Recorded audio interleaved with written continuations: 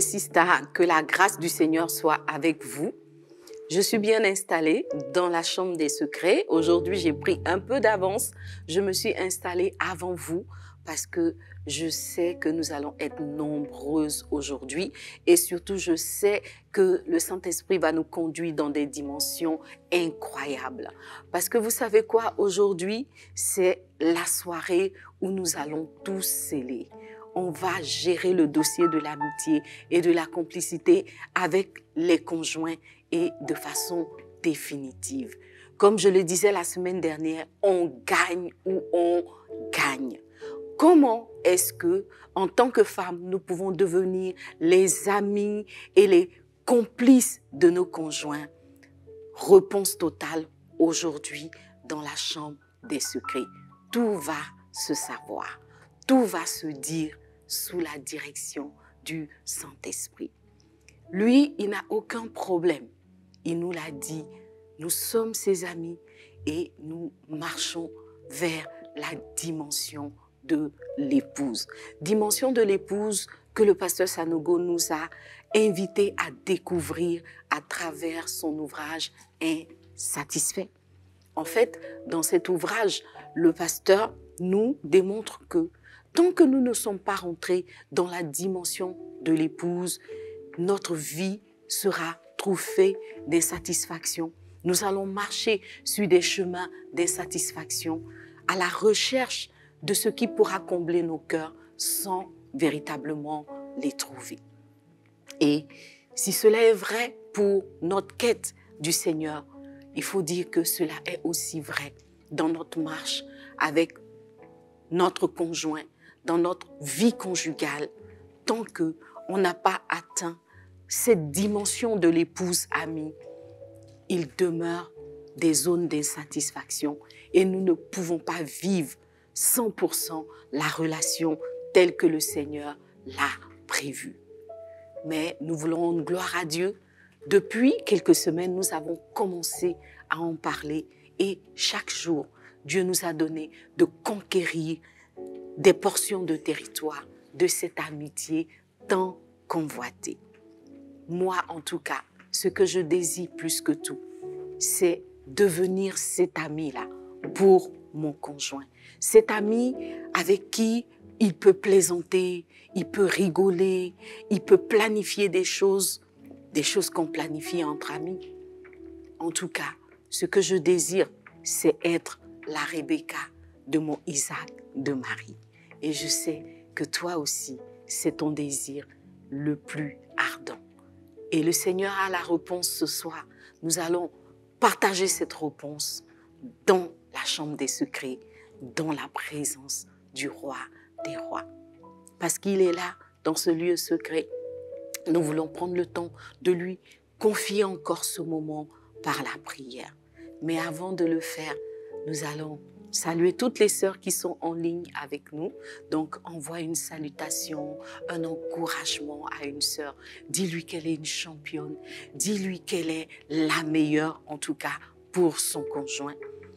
Et puis, tu vas aussi envoyer l'invitation, n'est-ce pas, pour que d'autres femmes puissent avoir accès à cette ressource, puissent avoir accès à cette chambre des secrets qui est grandement ouverte et qui est capable de recevoir toutes les femmes qui désirent découvrir les secrets qui rendent les femmes heureuses et épanouies. Donc, partage ce lien, partage cette émission. En tout cas, invite le maximum des femmes. Like la page aussi pour qu'elle puisse monter en visibilité. Et je crois que plus il y aura de femmes heureuses et épanouies, plus le monde sera beau et agréable.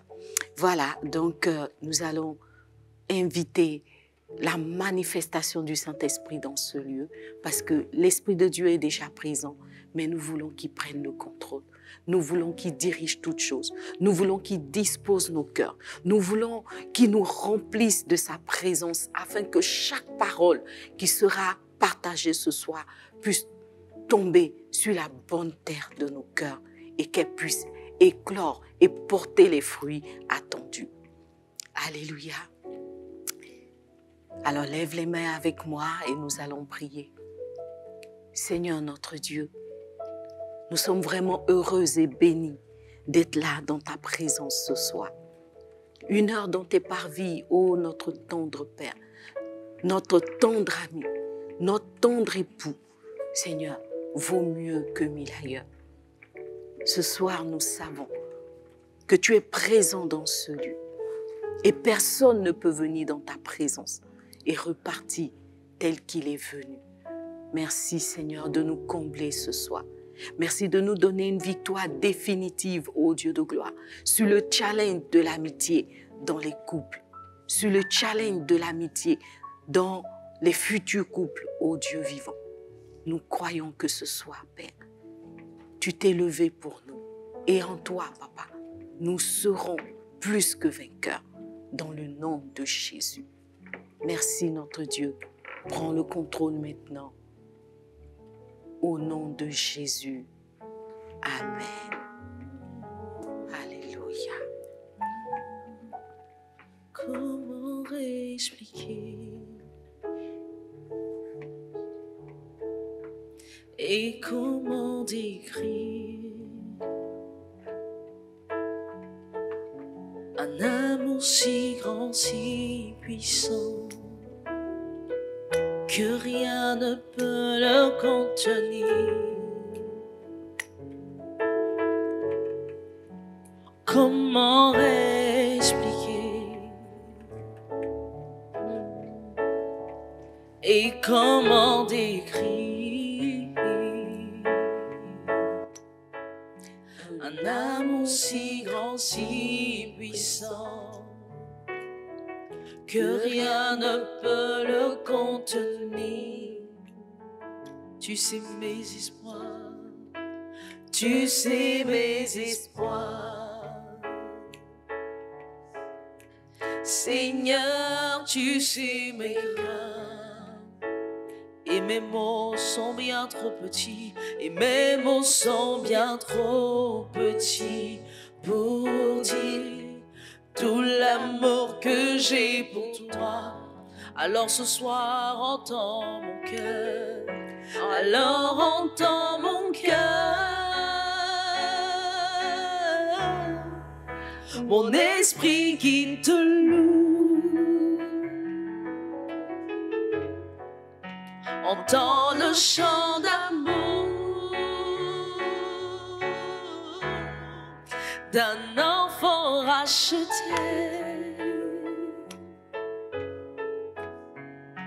Je prendrai mes faibles mots pour te dire quel merveilleux tu es.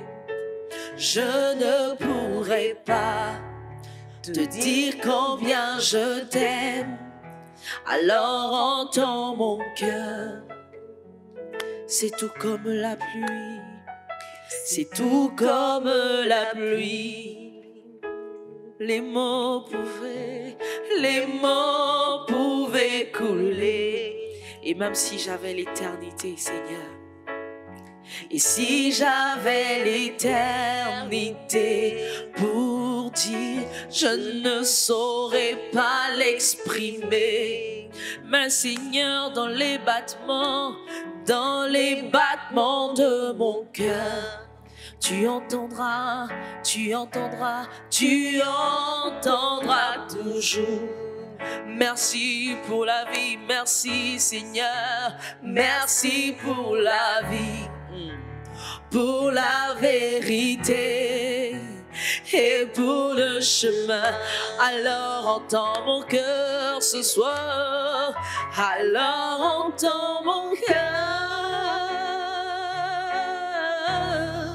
Mon esprit qui te loue, mon esprit qui te loue, entends le chant d'amour d'un enfant racheté. Ah,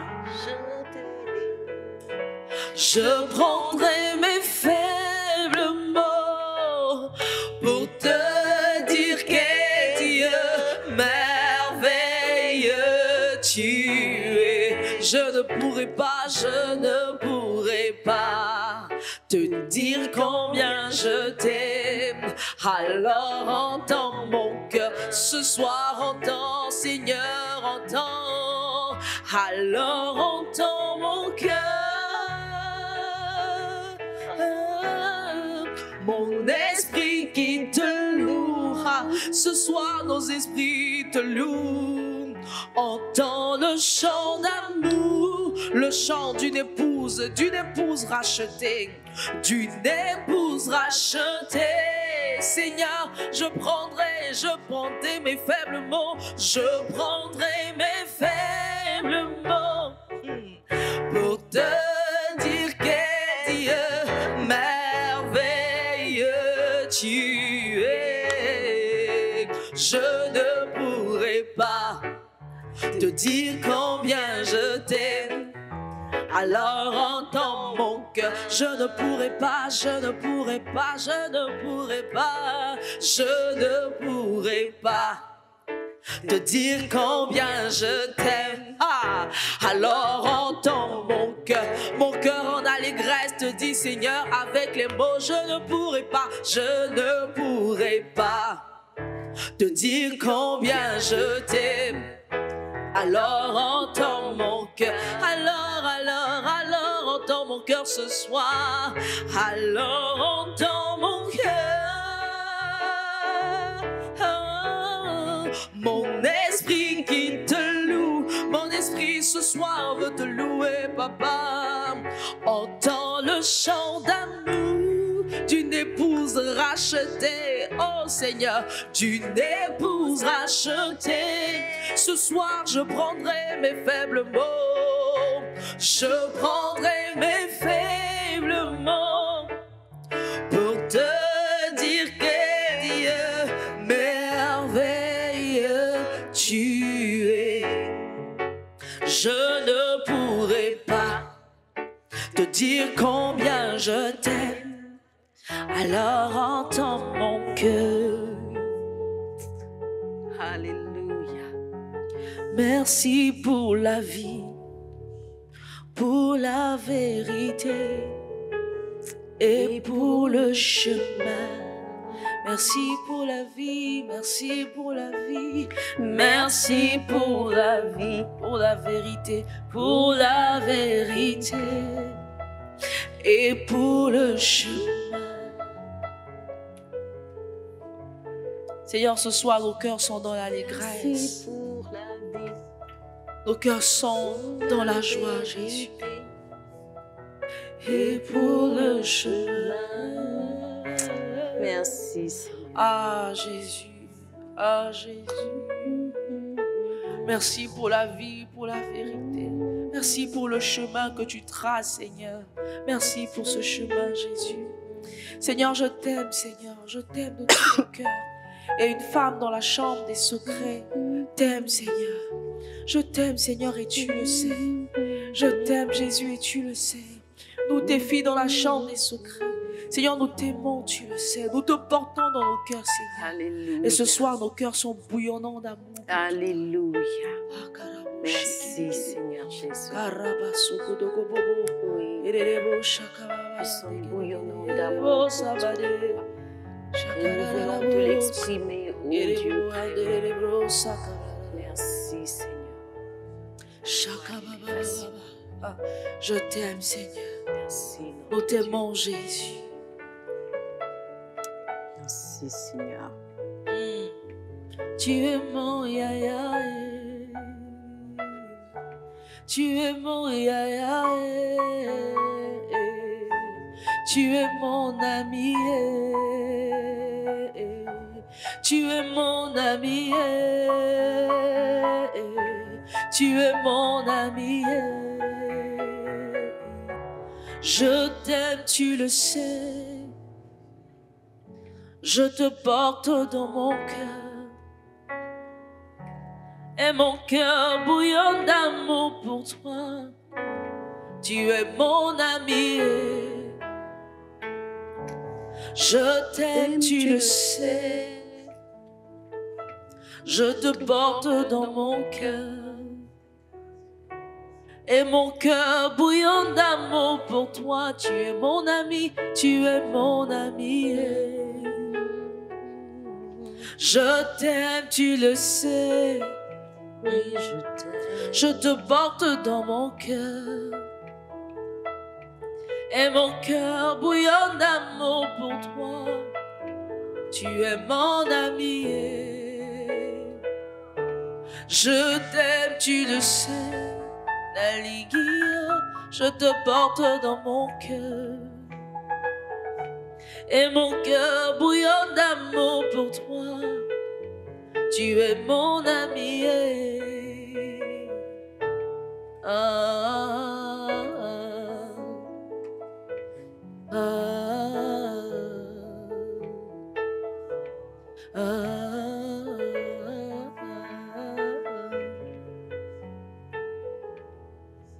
Nous t'aimons, Seigneur Jésus. Nous t'aimons, Jésus. Nous t'aimons, Jésus. Jésus. Jésus.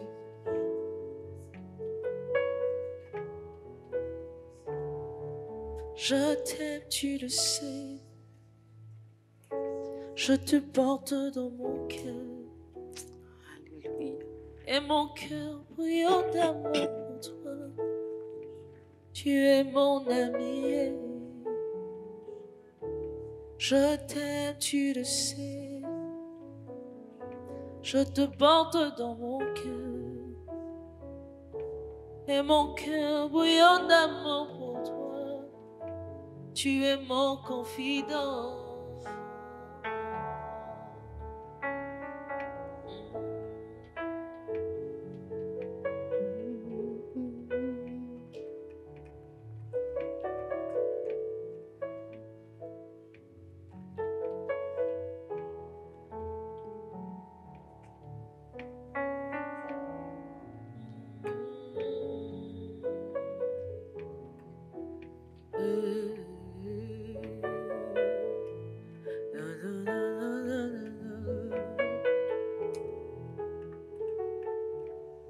Confident est,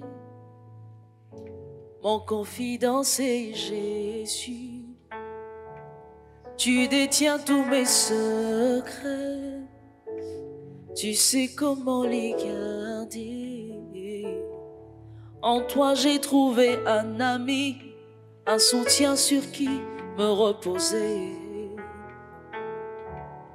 Confident est, mon confident c'est Jésus. Tu détiens tous mes secrets. Yaya, tu sais comment les garder. En toi j'ai trouvé un ami, un soutien sur qui me reposer. Confident est, mon confident c'est Jésus. Tu détiens tous mes secrets. Jésus, tu sais comment les garder. En toi, j'ai trouvé un ami, un soutien sur qui me reposer.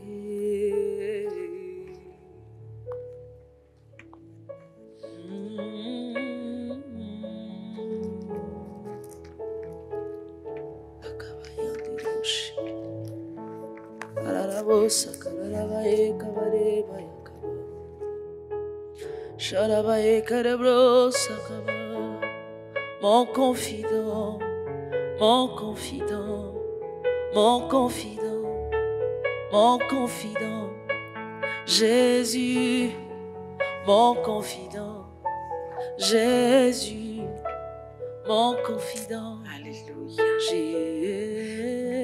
Jésus. Merci Seigneur. Alléluia. Merci Seigneur pour ta présence dans ce lieu. Nous sommes tellement bien dans ta présence, ô Dieu vivant. Sois élevé, sois glorifié, sois célébré, Papa. Merci infiniment de nous remplir de paix, de joie, Seigneur, rien que par ta présence. Alléluia. On va encore une fois acclamer le Seigneur. Et c'est vrai que j'aime vraiment acclamer Dieu. Je pense que qu'est-ce que nous pouvons faire d'autre si ce n'est d'acclamer celui-là même qui est la source de la vie, celui-là même qui prend soin de nous, celui-là même qui nous bénit au-delà de nos espérances. Non, nous ne le louerons jamais suffisamment, nous ne l'acclamerons jamais suffisamment. Nous voulons vraiment lui rendre toute l'honneur, toute la gloire et toute la célébration. Merci notre Dieu, merci infiniment Père. Et nous voulons aussi bénir le nom du Seigneur pour Olivia et Fabrice qui nous ont fait entrer justement par l'adoration dans cette glorieuse présence du Seigneur. Quelqu'un dit Amen. En tout cas, on est de retour dans notre thème, n'est-ce pas? Et comme je le disais tout à l'heure, le Seigneur va nous faire beaucoup de bien. Depuis plusieurs semaines, nous parlons d'amitié, justement, de cette amitié qui doit prendre place dans la relation conjugale. On a dit que c'est bien beau d'être marié, c'est bien beau d'avoir un conjoint, c'est bien beau même de bâtir la relation sur le fondement de l'amour, mais nous avons compris que pour que cette relation conjugale tienne et se maintienne dans le temps, elle doit être enrobée, elle doit être soutenue par l'amitié. La semaine dernière, nous avons parlé de tout ce qui empêche l'amitié de prendre place dans un couple ou de tout ce qui va venir tuer l'amitié qui existait déjà dans un couple. Et au terme, en tout cas, de ce temps que nous avons passé dans la chambre des secrets la semaine dernière, nous avons identifié, nous avons pu discerner tout ce qui a travaillé contre l'amitié avec notre conjoint. Nous avons pris de bonnes résolutions et ce soir, nous sommes galvanisés pour aller de l'avant. C'est la raison pour laquelle ce soir, nous allons parler tout simplement de comment est-ce que nous allons passer de l'amitié à la complicité. Alors aujourd'hui, notre thème, c'est de l'amitié à la complicité. En fait, on est en plein dans notre sujet. Dieu nous a mis au large. Nous sommes devenus, par la grâce de Dieu, les amis de nos conjoints et nous avançons vers une dimension encore plus grande, celle de la complicité. Donc, la complicité va être la résultante d'une amitié qui est réelle, d'une amitié qui est véritablement établie dans le couple. Et pour ne pas sauter les étapes, nous allons rapidement parler des éléments qui vont venir favoriser l'amitié dans le couple, qui vont venir enraciner ce sentiment, cette émotion ou cette habitude, n'est-ce pas, dans le couple. Donc, en tant que femme, comment est-ce que je peux m'assurer de développer l'amitié avec mon conjoint ou mon futur conjoint? L'amitié dans le couple n'est jamais un acquis. L'amitié doit se conquérir, doit se travailler, doit se bâtir et doit s'enraciner. Donc, on ne devient pas ami brusquement par un concours de circonstances. On ne devient pas ami de son conjoint juste le matin au réveil, tout a changé. En réalité, il faut travailler à établir l'amitié. Et c'est ce que la parole de Dieu nous dit dans Tite, n'est-ce pas? Dans l'épître de Tite, Tite 2, à partir du verset 3, je vais lire ce texte et je t'invite à prendre ta Bible avec moi. Tite 2, à partir du verset 3, il est dit ceci, « Dit que les femmes âgées doivent aussi avoir l'extérieur qui convient à la sainteté, n'être ni médisantes, ni à donner au vin, qu'elles doivent aussi donner de bonnes instructions. » Et c'est à partir de là que le verset intéresse notre thème de ce soir. Qu'elles doivent donner de bonnes instructions, verset 4, dans le but d'apprendre aux jeunes femmes à aimer leur mari et leurs enfants. Vous voyez? Donc, l'apôtre Paul a expliqué à Tite que l'amour, l'amitié, un couple réussi, une famille épanouie, un foyer épanoui n'est pas un acquis. C'est quelque chose qui doit s'apprendre, c'est quelque chose qui doit se travailler.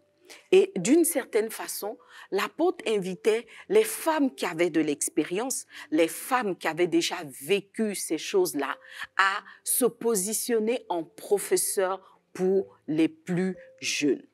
Alors, je pense que quelque part, ce soir, je joue le rôle de ces femmes plus âgées de Tite, n'est-ce pas, de l'épître de Tite, pour nous apprendre chacune à aimer davantage nos maris. Et quand je dis aimer, c'est non seulement aimer du sentiment amoureux, mais c'est aussi aimer en développant le fondement qui est l'amitié.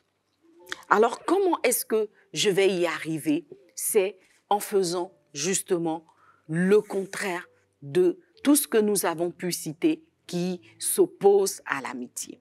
Alors, je vais bâtir une bonne relation amicale avec mon conjoint en commençant par le commencement. C'est-à-dire que le premier élément, c'est la nécessité d'avoir une relation qui commence bien. Donc, il faut que la relation commence bien, que la relation avec le conjoint commence sur de bonnes bases. Nous en avons parlé la semaine dernière. Il faut se mettre ensemble pour les bonnes raisons, vers de bons objectifs et en utilisant les bonnes méthodes. Le point 2, c'est qu'il faut profondément désirer être l'ami de son conjoint. Voyez, c'est un point qui est très important parce que beaucoup de femmes désirent se marier. Voyez, elles désirent se marier. Donc, en réalité, ce qu'elles recherchent, ce n'est pas tout à fait l'amitié avec le conjoint, ce n'est pas forcément la vie ou le foyer épanoui. Ce qu'elles recherchent, c'est la cérémonie de mariage. Donc, toute l'attention va être focalisée sur la cérémonie. Comment est-ce que ça va se passer? Quelle robe je vais porter? Qui est-ce que je vais inviter? Combien de cartes d'invitation je vais produire? Quelle bague de mariage je vais avoir, etc. Donc, le focus est mauvais et du coup, elles ne vont pas penser la relation qui doit se bâtir derrière la cérémonie de mariage. Les filles, quand on est dans la robe de mariée, on doit commencer à réfléchir comment est-ce que je veille à ce que cette robe reste blanche. Comment est-ce que je veille à ce que cette robe demeure ma robe et qu'elle ne soit pas transmise, n'est-ce pas, en image à quelqu'un d'autre.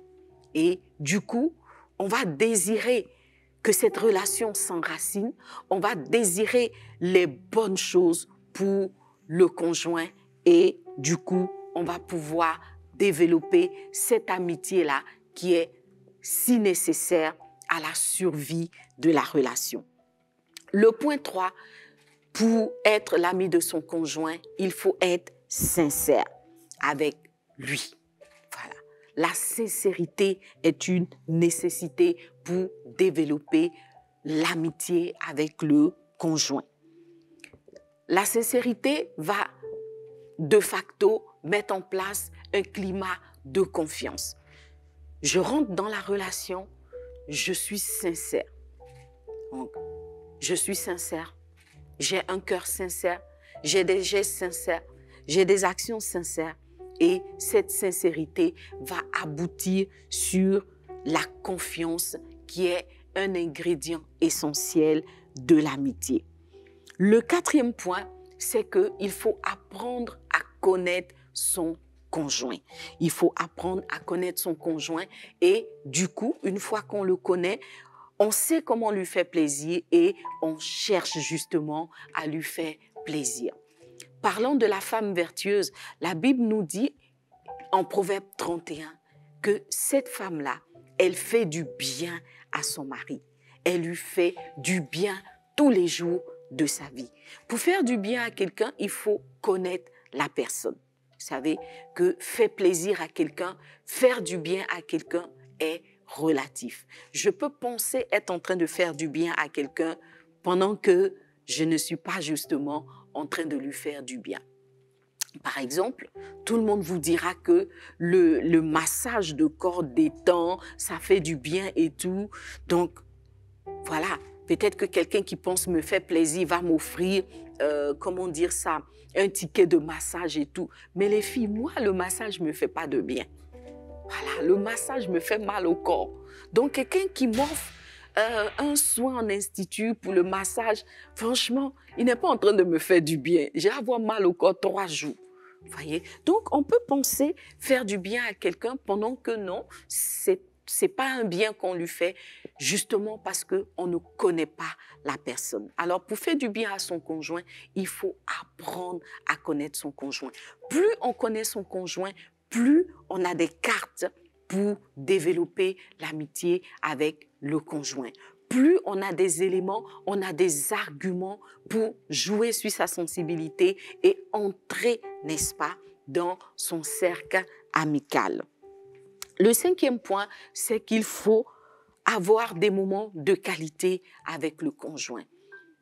On l'a dit et redit, les amis passent du temps ensemble. Voyez, des amis peuvent se retrouver éloignés pour des circonstances temporaires. Des amis peuvent effectivement ne pas se voir pendant un certain temps. Mais là, c'est quand l'amitié est déjà établie. Si l'amitié doit se bâtir, elle se bâtit dans la présence. Elle se bâtit, si je peux m'exprimer ainsi, en présentiel. On ne peut pas développer une véritable amitié en ligne. On ne peut pas développer une véritable amitié à distance. Je sais qu'aujourd'hui, il y a les nombreux amis qu'on a sur Facebook, etc. Mais la vérité, c'est que, au fond, si notre amitié est mise à l'épreuve, ne serait-ce qu'à l'épreuve de la connaissance de l'autre, on va échouer parce que, au final, on ne connaît pas vraiment la personne. Quelqu'un même peut dire, j'ai une amie sur Facebook. Comment tu l'as connue? Oh non, on s'est connus sur Facebook. Elle est comment? Tu sais comment elle est? Ah oui, je sais comment elle est. Il y a sa photo sur Facebook, il y a sa photo sur son profil, etc. Mais qui te dit que c'est sa vraie photo? Qui te dit que c'est vraiment elle? Au fond, tu ne la connais pas parce que tu ne l'as pas vue, vous ne passez pas du temps ensemble et c'est pareil. Ton conjoint peut rester un mirage pour toi si vous ne passez pas du temps ensemble. Si vous n'avez pas des moments de qualité, tu vas croire que tu l'as cerné alors que ce n'est pas vrai. C'est le fait de passer du temps ensemble qui te permettra de connaître ton conjoint et les moments de qualité que vous pouvez partager vont venir renforcer l'amitié, la compréhension et aussi la complicité dans le couple. Nous allons en venir. Le 6e point, c'est qu'il faut ajuster l'amitié, n'est-ce pas? Il faut ajuster le mode de l'amitié dans lequel on est à chaque nouvelle saison. J'en ai longuement parlé la semaine dernière. Chaque saison va nécessiter un réajustement. Si tu ne te réajustes pas, si tu ne te redimensionnes pas, si tu ne prends pas de nouvelles résolutions, si tu n'adoptes pas de nouveaux comportements, de nouvelles habitudes, chaque fois qu'une nouvelle saison prend place, alors il faut savoir que l'amitié avec ton conjoint va s'effriter et les chances, en tout cas, de développer une bonne amitié avec ce conjoint vont se réduire de plus en plus. On en a longuement parlé. Le 7e point, c'est qu'il faut développer la communication.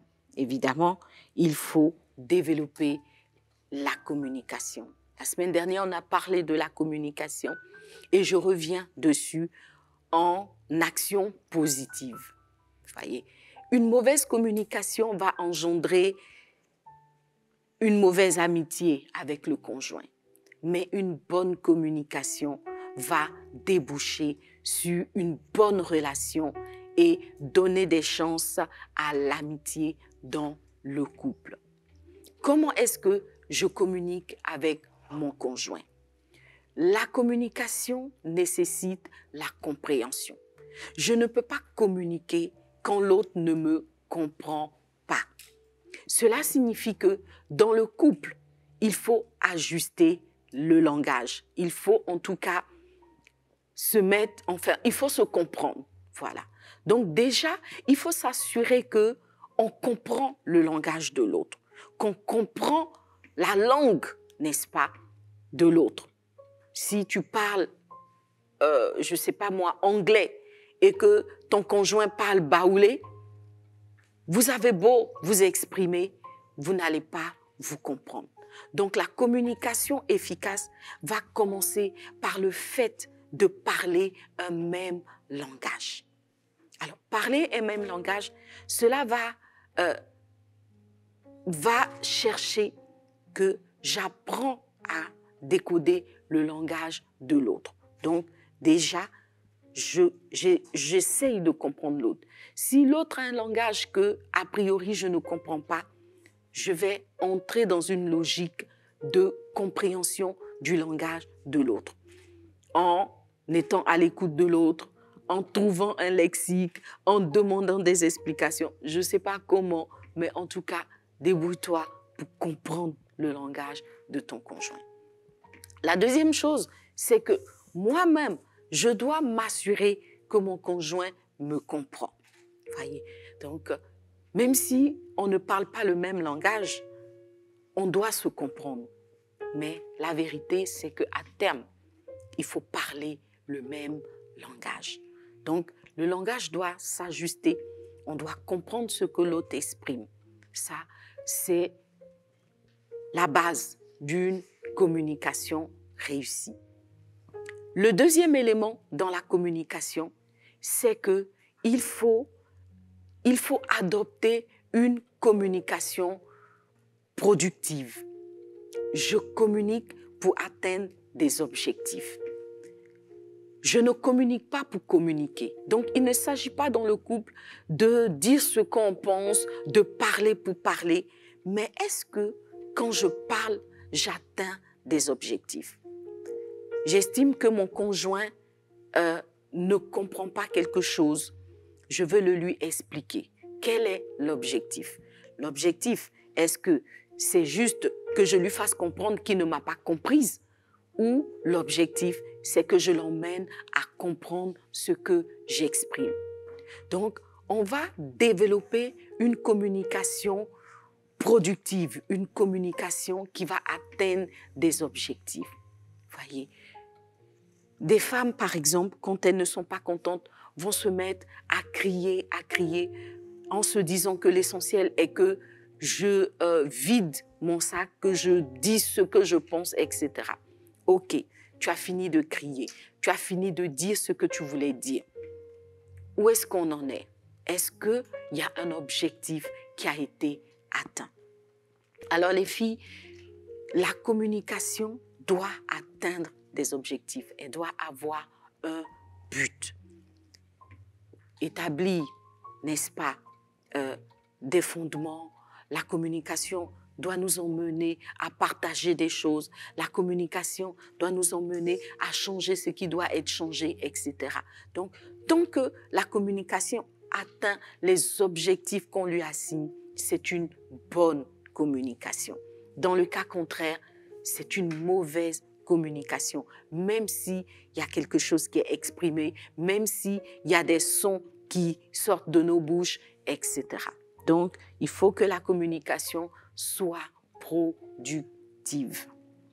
Et puis, le dernier point, qui est le point 8, c'est que nous devons travailler et cultiver l'amitié dans notre couple sur la base de 1 Corinthiens 13, c'est-à-dire l'amour agapé. Voyez?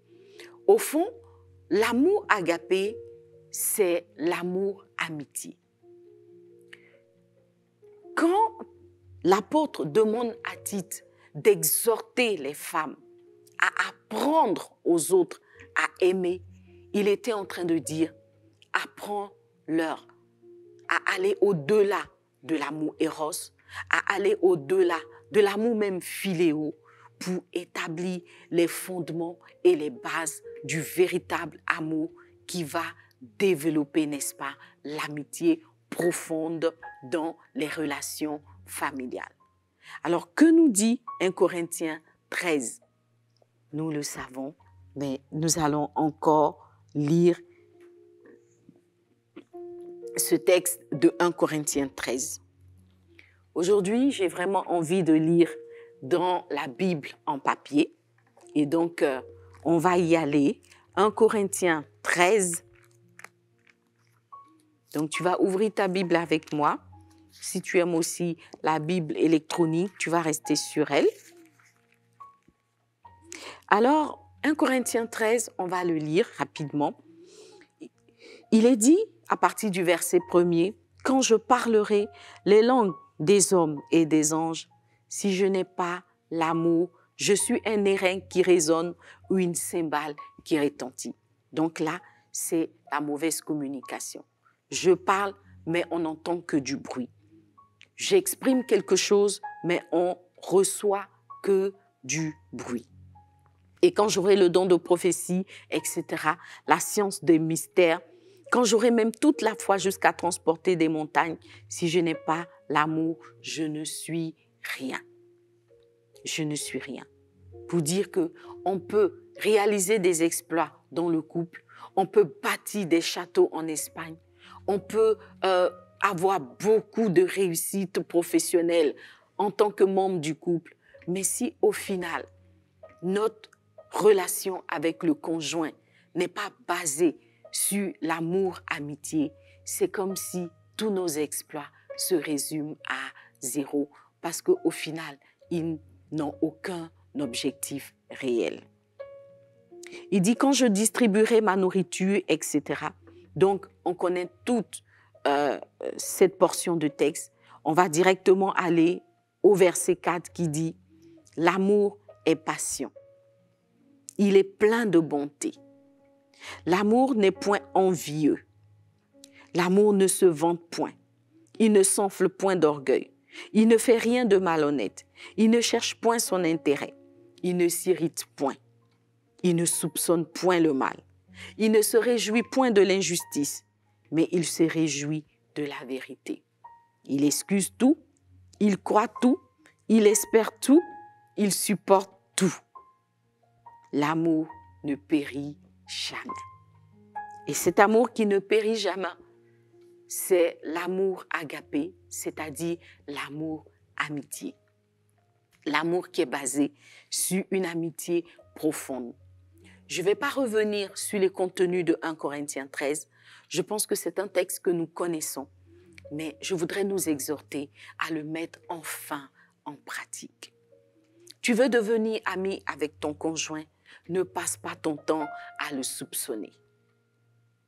Tu veux devenir ami avec ton conjoint, supporte certains, n'est-ce pas, de ses écarts. J'ai failli dire certains de ses dérapages. Que Dieu nous aide. Tu veux devenir ami avec ton conjoint, apprends à excuser. Recherche son intérêt, ne sois pas focalisé sur toi-même et c'est vice-versa. Pour qu'un homme devienne l'ami de son épouse, il doit se défaire de l'égoïsme et arrêter de chercher son seul intérêt en recherchant aussi l'intérêt de son épouse, donc de son conjoint. Donc, en résumé, 1 Corinthiens 13 nous présente cet amour agapé, cet amour amitié dont nous avons parlé depuis quelques semaines. Quand cet amour est en place, la relation est établie, l'amitié dans le couple est, comme quelqu'un dirait, l'amitié dans le couple est calée. Voyez. Donc, quand on réussit à mettre 1 Corinthiens 13 en pratique, l'amitié devient certain Et cette amitié-là, justement, va déboucher sur la complicité. L'amitié va déboucher sur la complicité. Ce soir, je voudrais vraiment me faire l'avocate de la parole de Dieu, me faire l'avocate du Seigneur et nous exhorter, les filles, à mettre enfin 1 Corinthiens 13 en pratique. Beaucoup se disent que 1 Corinthiens 13, ce n'est pas l'amour qui va faire rencontrer le conjoint. Ce n'est pas l'amour qui va nous faire porter la robe blanche. Ce n'est pas l'amour qui va faire que le frère va se tourner sur notre passage. Je t'assure que si tu développes déjà même, avant d'être entré dans la relation, si tu marches avec ton futur conjoint, ton cheminant, ton fiancé, sur la base de 1 Corinthiens 13, tu peux être sûr, à coup sûr, que l'affaire va finir devant le maire. Je t'assure. L'affaire va finir devant le maire, devant le pasteur, en robe blanche, ou même la couleur que tu veux. Tu vois? Donc, il faut mettre 1 Corinthiens 13 en pratique. Et si tu le fais, alors que tu es déjà dans une relation, tu peux être assuré que cette relation va rebondir, que cette relation sera en bonne santé parce qu'elle est portée justement par l'amour amitié. Je disais donc qu'une fois que l'amitié est certaine, une fois que cette relation amicale est établie, il y a une next step, il y a une prochaine étape. Elle va forcément déboucher sur ce qu'on appelle la complicité. L'amitié établie dans le couple débouche forcément sur la complicité. On ne peut pas devenir complice avec une personne sans être son ami. Non, jamais, never. La complicité ne saute pas l'étape de l'amitié. Elle vient toujours à la suite d'une amitié établie. Il faut le savoir. Donc, on ne peut pas devenir complice sans avoir été ami.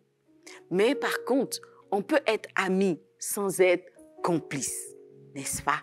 La complicité est l'aboutissement d'une amitié évoluée, d'une amitié établie. Donc, plus je suis ami avec mon conjoint, plus je suis ami avec une personne, plus nous avons des chances de développer une complicité. N'est-ce pas? Est-ce que tu as envie d'être complice de ton conjoint? Je sais que beaucoup de femmes souffrent du manque de complicité avec le conjoint. Vous voyez, on se plaint de ce que le conjoint fait des choses, on n'est pas au courant, il ne nous consulte pas, on apprend ça dans la rue ou bien on apprend ça comme tout le monde apprend. Franchement, on se dit, mais où est la complicité? Combien de fois tu n'as pas été surprise en plein public de découvrir que ton mari venait de faire quelque chose, venait d'entreprendre une action, venait de... Et puis, genre, tu tombes des nues, quoi. Tu découvres. En temps, vous êtes amis, hein, c'est qu'il n'y a pas la complicité. Quand il n'y a pas de complicité dans le couple, il y a beaucoup de non-dits, il y a beaucoup de silence, il y a beaucoup d'oubli, entre guillemets. Oh non, j'ai oublié de te dire. Oh non, bon, voyez. Donc, le conjoint va prendre des décisions, il va agir et puis t'informer après. Tu vois, après, 2 semaines après, 1 an après, 10 ans après. Par contre, quand il y a la complicité, le conjoint ressent toujours le désir de partager avec son ami complice. Dieu pouvait dire, parlant d'Abraham, que ferai-je que je n'en ai parlé à mon ami Abraham? Non, Abraham quoi? Non, franchement, Abraham, faut l'acclamer. Parce que Abraham a atteint un niveau d'amitié avec Dieu qui a débouché sur la complicité. Dieu ne pouvait rien faire sans informer Abraham. Voyez, si tu ne comprenais pas le niveau de la complicité, voici un exemple clair. Dieu au ciel, il est tout puissant, il a tout pouvoir, il peut faire ce qu'il veut, quand il veut, comme il veut. Mais avant d'agir, il se dit, tiens, je n'ai pas informé mon ami Abraham. Ah ma chérie, est-ce que ton mari pense ça quand il doit agir? Est-ce que ton mari a cette réflexion? Ah tiens, c'est vrai, j'ai telle pensée, je veux mener telle action, je veux faire telle chose.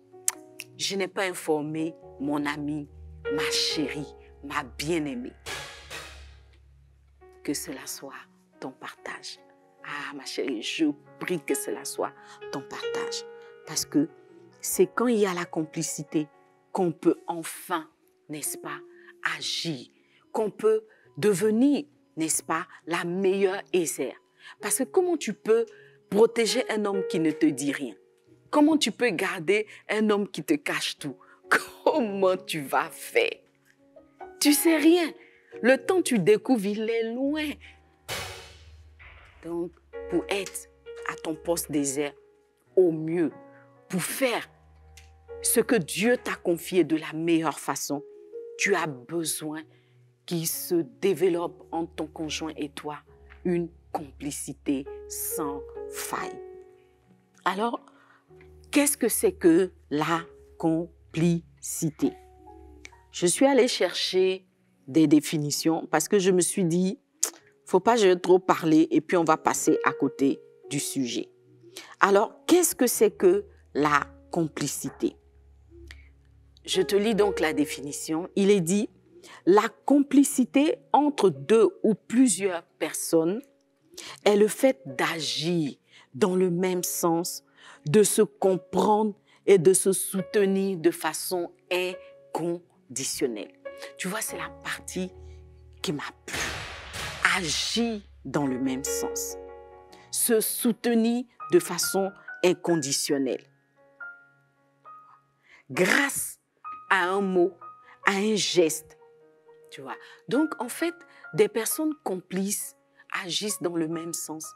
Chacun sait ce que l'autre va faire et on n'a pas besoin de beaucoup de paroles. Donc, ça va chercher que je connais l'autre. Je peux anticiper ses mouvements. Je peux anticiper ses gestes. Je peux anticiper ses pensées. C'est à ce prix-là, en fait, qu'on peut devenir complice. Alors, comment est-ce qu'on devient complice de son conjoint? Pour devenir complice de son conjoint, il faut faire un pas de plus que l'amitié. Il faut faire un pas au-delà de l'amitié. Et ça va chercher que tu entres dans le système de pensée de ton conjoint. On ne peut pas devenir complice avec une personne dont on n'a pas cerné le système de pensée. Il faut non seulement comprendre ce système de pensée, il faut le cerner, mais mieux, il faut y entrer. Si tu n'entres pas dans le système de pensée de ton conjoint, je t'assure que tu ne peux pas devenir complice avec ton conjoint. La vérité, c'est qu'il faut du temps pour développer la complicité. La complicité demande du temps. La complicité demande de la confiance. Parce que je te laisse entrer dans mon système de pensée parce que je te fais confiance. Je te fais confiance, donc je n'ai plus de rempart. Je me laisse découvrir tel que je suis. Et je te laisse, n'est-ce pas, me découvrir et je te découvre toi aussi tel que tu es. Tu vois donc que la complicité, c'est cette dimension supérieure vers laquelle le Seigneur Jésus veut nous conduire, la dimension de l'épouse couronnée. Donc, une épouse couronnée, c'est celle qui, ayant compris le système de pensée de son conjoint, a trouvé l'accès, a su entrer et je peux t'assurer que c'est un accès qu'on ne force pas. On ne peut pas forcer une complicité. On ne peut pas entrer dans le système de pensée de quelqu'un contre son gré. Ce n'est pas possible. Tu vois, là-bas, là, il n'y a pas de braquage. On ne peut pas faire braquage de complicité. Impossible. Dis avec moi, impossible. Il n'y a pas de braquage là-bas. Même si tu ne peux pas. Pour devenir complice avec quelqu'un, il faut que la personne t'ait donné la carte d'accès. J'accepte que toi et moi, nous soyons complices. Il accepte que lui et toi, vous soyez complices. On devient complice par accord.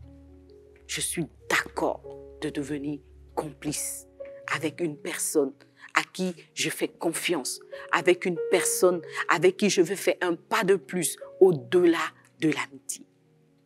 Et cela va se ressentir sur nos relations parce que désormais, la complicité va imprégner notre relation, la complicité va imprégner nos actions, la complicité va se voir à distance.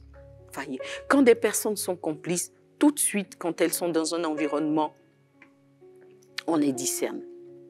Ils n'ont pas parlé, ils n'ont pas fait grand-chose, mais déjà, on sent que ces deux-là, ils sont complices, ils se comprennent. Et c'est ce que le roi des Philistins avait discerné entre Isaac et Rebecca.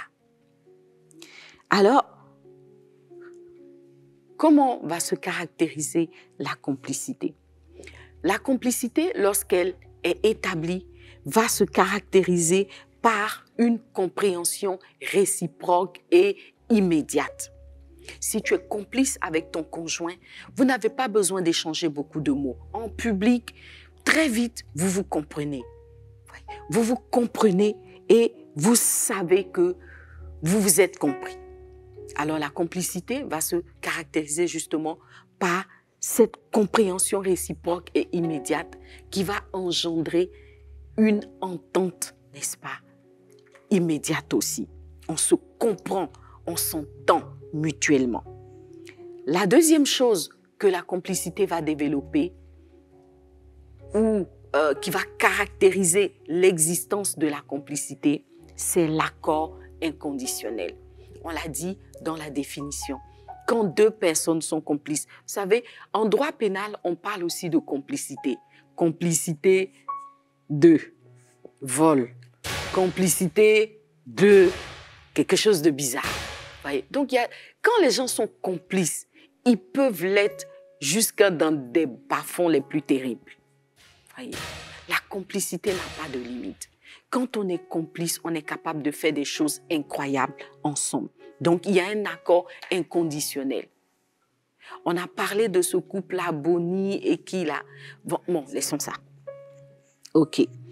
Ensuite, la complicité va donner à chacun des conjoints toujours le désir d'agir dans le même sens. Si vous êtes complice avec votre conjoint, il ne va jamais avoir envie d'adopter un sens qui vous est contraire. Avant d'agir, il va toujours se demander, est-ce que le choix que je fais va correspondre au choix de mon conjoint, au choix de mon épouse?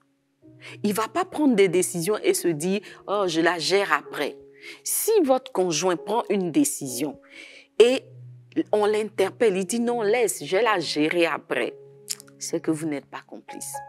Parce que la complicité donne toujours envie au conjoint complice d'aller dans le même sens que son complice. On se comprend, les filles? Voilà.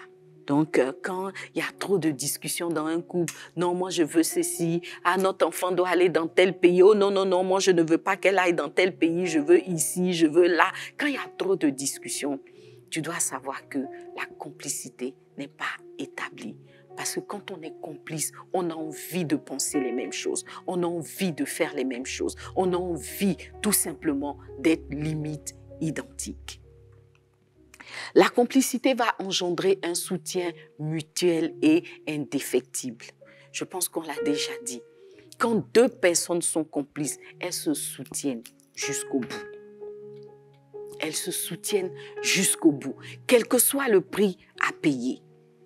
Elles vont se soutenir jusqu'au bout. La complicité, évidemment, va engendrer une relation de confiance. Je suis complice avec mon conjoint. On se fait confiance. On est ensemble dans le même bateau. On regarde dans la même direction. Donc, la confiance ne souffre d'aucune ombre. Et puis, la complicité aussi va développer une certaine authenticité. Parce que vous êtes complice, justement, vous ne ressemblerez pas aux autres couples. Vous aurez vos recettes à vous, votre façon de fonctionner à vous, vos méthodes à vous, vos ways à vous. Tu vois? Donc la complicité va engendrer une certaine authenticité. Parce que les gens qui sont complices donnent naissance à des choses uniques. Et ça a été le cas à la tour de Babel.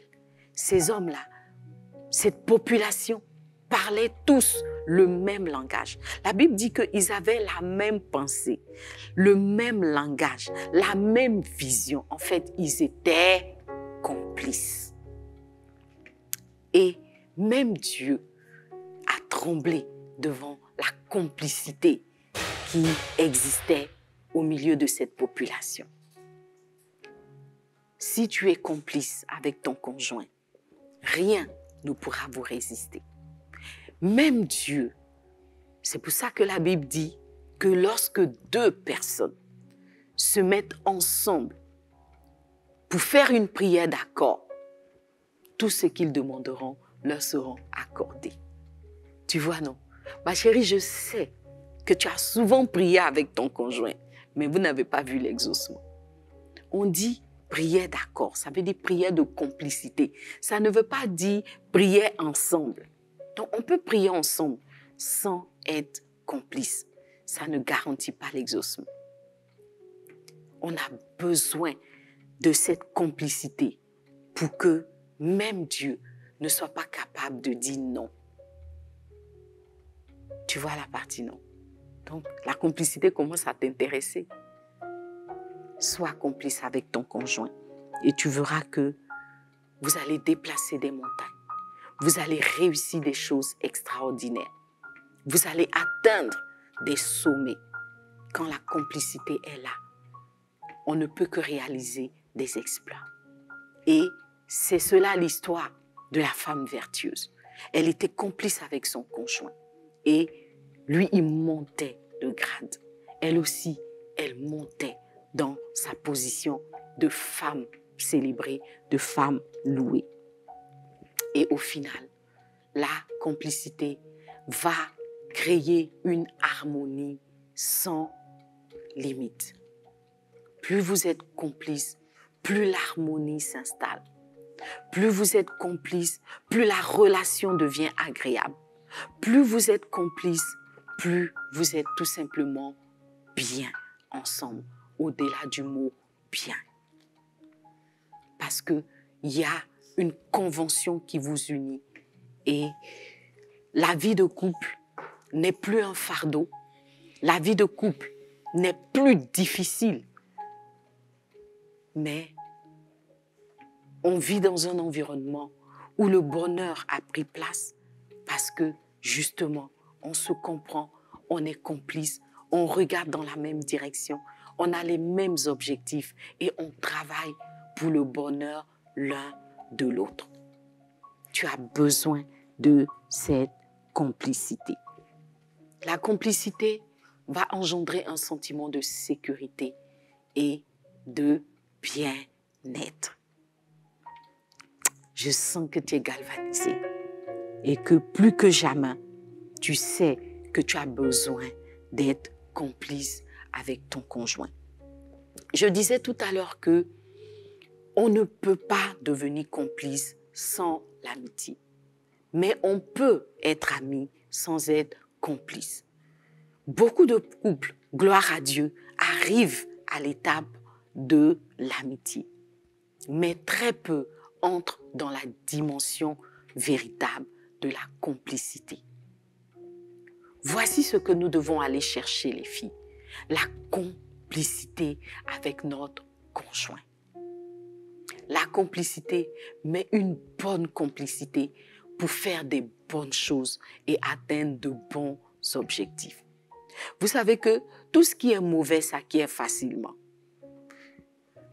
Quand il y a des mauvaises intentions, on va vite atteindre justement la complicité parce que le diable même va activer votre complicité pour que vous fassiez des mauvaises choses, des mauvais choix et que vite il vous détruise. Il ne faut pas avoir des mauvaises pensées. Il ne faut pas se dire, il faut que je sois complice avec mon mari. Comme ça, j'ai réglé l'histoire de la belle famille. Ça va te péter au visage. La complicité doit avoir de bons sentiments, de bons objectifs et rechercher non seulement le bien de chacun des membres du couple, mais aussi la gloire de Dieu. Parce qu'au final, qu'est-ce que notre complicité doit transmettre si ce n'est la gloire de Dieu? Si ce n'est de manifester davantage le royaume de Dieu, si ce n'est de servir les intérêts du royaume. Donc, tu as besoin d'être complice avec ton conjoint. Alors, ce qu'il faut savoir, c'est que lorsque un couple qui avait atteint un niveau de complicité est mis à mal, lorsque la complicité, justement, n'est pas travaillée, parce que tout comme l'amitié, la complicité doit être travaillée, elle doit se développer, elle doit être entretenue. Donc, ce n'est pas parce que j'étais hier complice avec mon conjoint que ça me garantit qu'après-demain, nous serons complices. À chaque jour suffit sa peine. Chaque jour, tu dois prendre la température de la complicité et puis ajuster. Chaque jour, tu dois vérifier la dose de la complicité et puis ajuster. Parce que dans cette affaire-là, chaque jour sera mis à l'épreuve. Donc, tu dois travailler la complicité. Tu dois veiller à ce que cette complicité soit préservée. Tu dois veiller chaque jour. Et en veillant, tu vas ainsi préserver la complicité. Mais quand il n'y a pas de veille, quand la complicité n'est pas entretenue, ce qui va se passer, c'est qu'au bout d'un moment, elle va disparaître. Elle va s'effriter. Donc, un couple qui est ami et complice, la première chose qu'il peut perdre, c'est la complicité. Donc, quand le couple va mal, quand il y a des vagues, quand les tempêtes se lèvent dans le couple, l'une des choses qui va descendre en premier, c'est la complicité. On est toujours ensemble, ok, on est plus ou moins amis, mais la complicité se perd. Et lorsque la complicité se perd et qu'elle n'est pas recréée, elle va, dans certains cas de figure, finir par porter atteinte. Justement, cette perte de la complicité va finir par porter atteinte à l'amitié elle-même. Du coup, on a ce chemin-là. L'amitié va donner naissance à la complicité. La perte de la complicité peut faire perdre l'amitié avec le conjoint. Voilà, donc je vais m'arrêter là ce soir et j'espère que tu as reçu quelque chose. Et ma prière est que véritablement tu puisses développer une complicité réelle, une complicité profonde avec ton conjoint, afin que plus rien ne vienne faire obstacle à vos prières, afin que plus rien ne vienne empêcher l'épanouissement de votre couple, afin que même à distance, on puisse voir arriver un couple heureux, un couple ami, un couple complice. Alléluia. Voilà, donc nous avons fini pour ce soir. Tu vas baisser la tête avec moi et nous allons prier.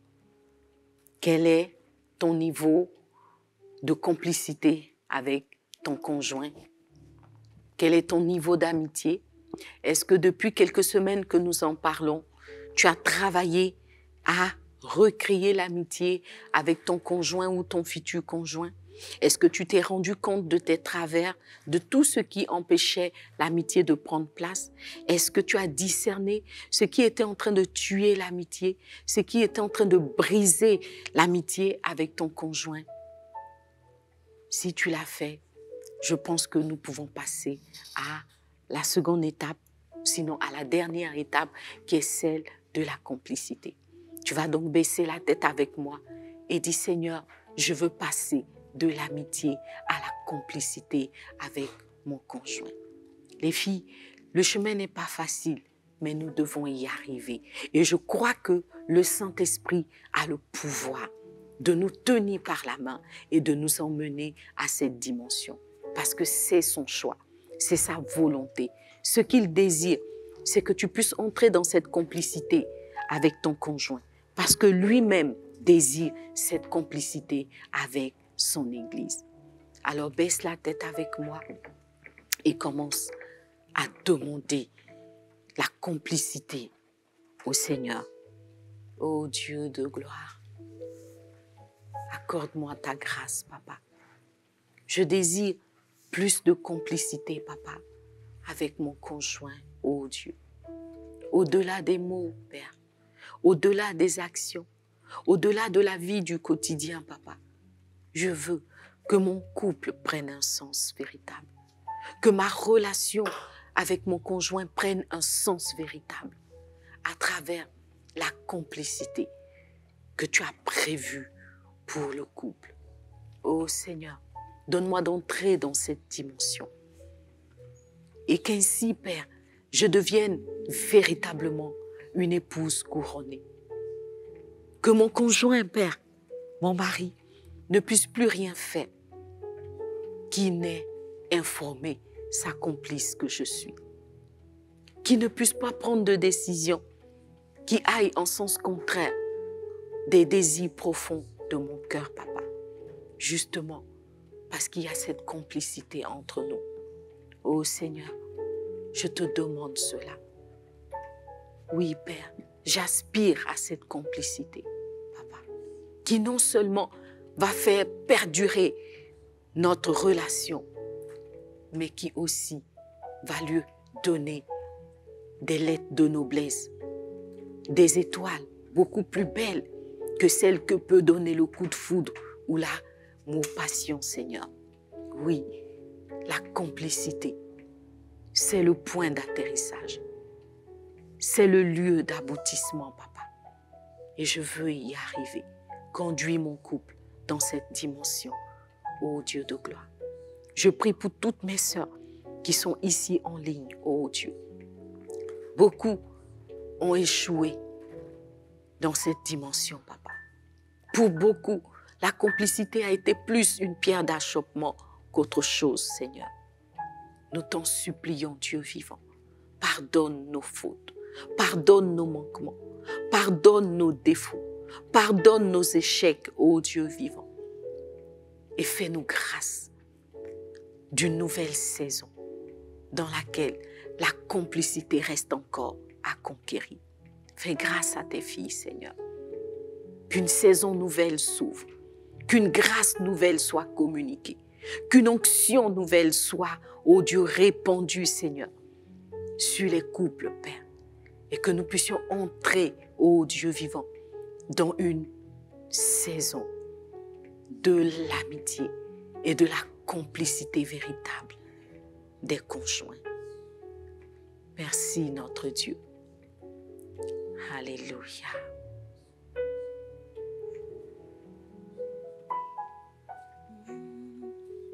Prends ma vie, prends mon cœur, donne-moi ce cœur qui te plaît.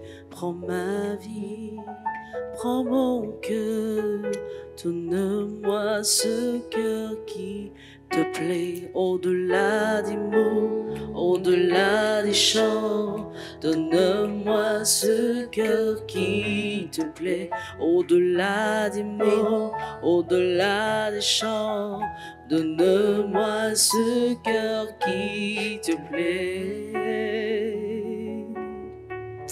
Oh Jésus, fais-le, Papa.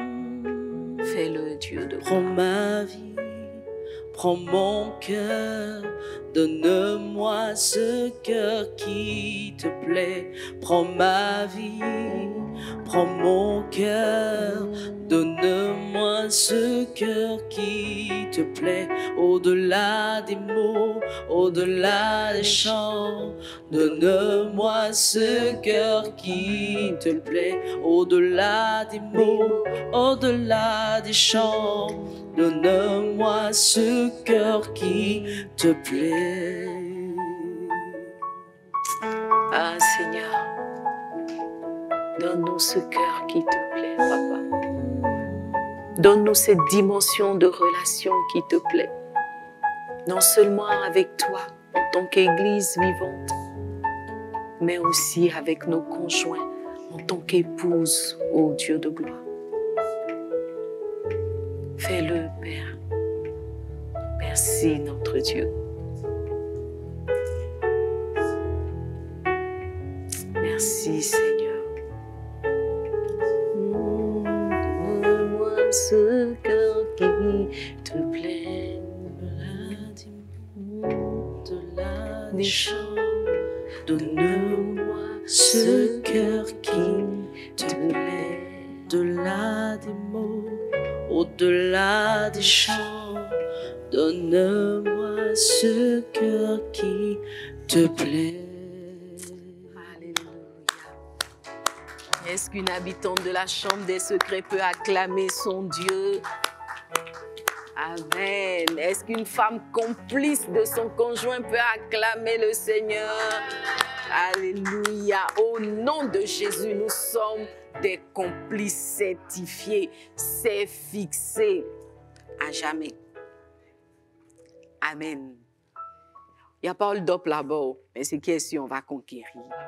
Amen. Que Dieu te bénisse abondamment avant de nous séparer, parce que c'est déjà le moment de se séparer. Nous allons partager notre papo du jour. Alors, le papo de ce jour, c'est une question qui m'a été envoyée. Et donc, la réponse sera notre papo de ce jour. Alors, la question, c'était comment est-ce qu'on peut emmener un homme à être plus attentionné? Donc, la question, c'est je suis mariée, je suis une épouse et mon mari perd de plus en plus de l'attention pour moi. Il est de moins en moins attentionné, en fait. En résumé, c'est ça. Il est de moins en moins attentionné. Comment est-ce que je peux ramener mon mari à avoir de l'attention pour moi? Donc, cette question qui m'a été posée par une sœur n'est pas le problème d'elle seule, mais c'est un véritable problème, j'allais dire de société. C'est un véritable problème de société. Parce que, effectivement, si on fait un sondage, on se rendra compte que beaucoup de femmes sollicitent l'attention de leur mari, mais ne le reçoivent pas toujours. Alors, où est le problème et comment le résoudre? Les filles, écoutez-moi bien, je vais vous donner la réponse. Et je vous invite encore une fois à lire Mars et Vénus font la paix, parce que dans cet ouvrage, il y a beaucoup d'éléments de réponse qui vont vous aider. Mais déjà, ce que vous devez retenir, c'est que un homme va manifester de l'attention, plus il aura le sentiment d'être utile. Alors, ça va être l'histoire du serpent qui se mord la queue. Écoute bien. Tu veux que ton mari manifeste de l'attention, valorise-le. En fait, plus tu vas le valoriser, plus tu vas lui donner le sentiment d'être l'homme parfait, d'être ton roi, d'être ton chef, d'être ton Seigneur, plus le Seigneur va s'élever pour toi. En fait, le problème, c'est que beaucoup de femmes commencent à solliciter de l'attention justement parce qu'elles trouvent le mari incompétent, non attentionnées, en fait, elles vont commencer à dire au mari, tu ne fais pas ce que tu dois faire. Donc, on est dans une boucle compliquée. Le problème, c'est que plus tu dis au mari, je manque d'attention, je manque de soins, tu n'as pas d'attention pour moi, tu ne prends pas soin de moi, tu ne fais pas ce que tu dois faire en ce qui me concerne, plus de façon bizarre, il va justement s'éloigner de ce que tu attends. Toi, tu dis, je manque d'attention, donne-moi de l'attention. Mais maintenant que tu dis que tu manques d'attention, maintenant que tu dis qu'il ne fait pas ce qu'il doit faire, bizarrement, il va multiplier la négativité. Il va devenir moins attentionné, moins présent, moins seigneur, c'est-à-dire qu'il sera moins chevalier, si je peux m'exprimer ainsi. Donc, si par exemple, tu veux que ton mari soit un chevalier, qu'il ait des bonnes manières et tout, ne lui dis pas, chérie, tu n'es pas un chevalier, tu n'es pas galant, tu n'as pas les bonnes manières. C'est compliqué, hein? Plus tu lui dis ça, plus il va appuyer dessus. Plus tu vas sentir le vide. Donc, la solution pour ramener un mari à être attentionné, c'est de lui faire croire justement qu'il est juste trop attentionné. Il est juste trop charmant. Il est juste trop beau. Il est juste trop bien. Les filles, ça fonctionne. Ça fonctionne. Plus tu lui dis qu'il est trop attentionné, il est trop bien. Franchement, toi, tu sens même qu'il a le souci de ta vie, il prend soin de toi vraiment. Franchement, le petit croissant qu'il a emmené la semaine dernière, s'il n'avait pas emmené le croissant, tu étais déjà morte de faim. Plus la maison va se remplir de provisions. Plus la maison va se remplir de provisions. Plus il va être attentionné. Plus tu vas avoir des sacs de croissants tous les jours à sa descente de bureau. Essaye seulement et tu me diras, les filles, ça marche. Moi, c'est ma meilleure arme dans le couple. Ça marche. Que Dieu te bénisse abondamment. Ok, voilà, donc les filles, nous avons terminé notre soirée dans la chambre des secrets et tellement tu as été bénie, tellement tu es libérale, tellement tu es une femme extraordinaire que tu vas faire une offrande à Secret de Femme, n'est-ce pas? Fais ton offrande en suivant les instructions qui s'affichent à l'écran. Et si tu es dans cette salle, je sais que tu es une Léa-moi extraordinaire. Tu vas aussi faire une offrande à Secret de Femme. Voilà.